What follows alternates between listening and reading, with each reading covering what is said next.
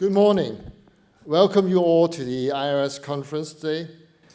We have over 100 participants from very diversified backgrounds, which include traditional and alternative asset management, private banking, and insurance. Let me start with our Insurance Authority mission.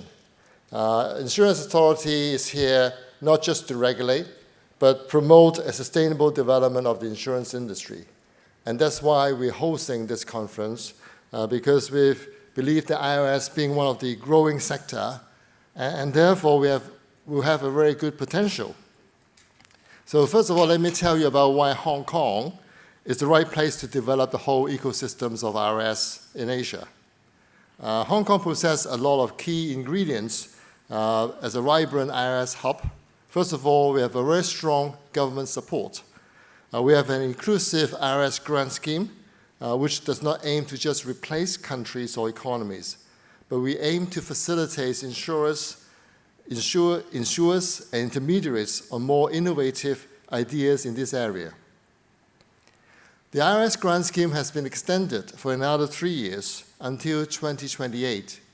In fact, we're working very hard on this grant scheme to make sure that we have updated parameters and increases flexibility to suit the industry. And obviously, you have our support, the regulatory support. We have a very simple and bespoke authorization regime for special purpose insurers.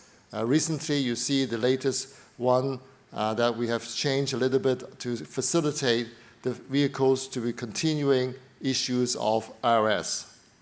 We will soon provide clarity on treatments of ILS investments under the RBC scheme by way of guidelines.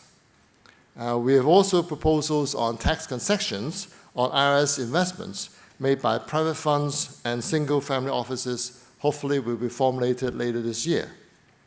I'm sure you agree with me that Hong Kong have a very strong and resilient financial industries. For example, the AUM, asset under management, of $4 trillion in 2023.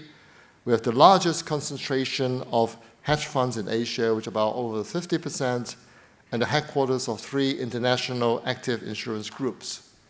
Last but not the least, I need to talk about connectivity with China. The National 14th Five-Year Plan encouraged the development of NatCat insurance and support Hong Kong in a bid to become an ILS center. With our unique advantages of one country, two systems principle, confer potentials of data sharing and risk pooling with other cities in GBA.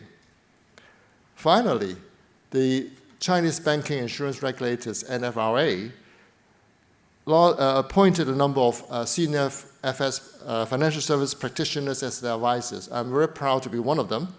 And you're pleased to note that in the first meeting in 2023, the first topic they raised is the ILS. We spent a lot of time discussing ILS industries and relevancies to the Chinese market. I'm pleased to say that a lot of the governments, the peninsular governments, are very interested in this aspect. So it's a big market that we need to explore. In a broader context, ILS is a value addition to a wider suite of investment products available in Hong Kong, reinforcing our role as a premier asset and wealth management center. So we bring to the table wider geographical and peripheral diversification, fresh buy-in interests, and new cedents. I'm very keen to attend this conference. I'm actually very keen to hear from you and learn from you about these industries, because I want to equip myself so that I can be one of you to start marketing the ILS in China. So finally, I would like to thank all the speakers today who come from Australia, Switzerland, and UK, and all the local participants as well. So pleased to see you all. Thank you.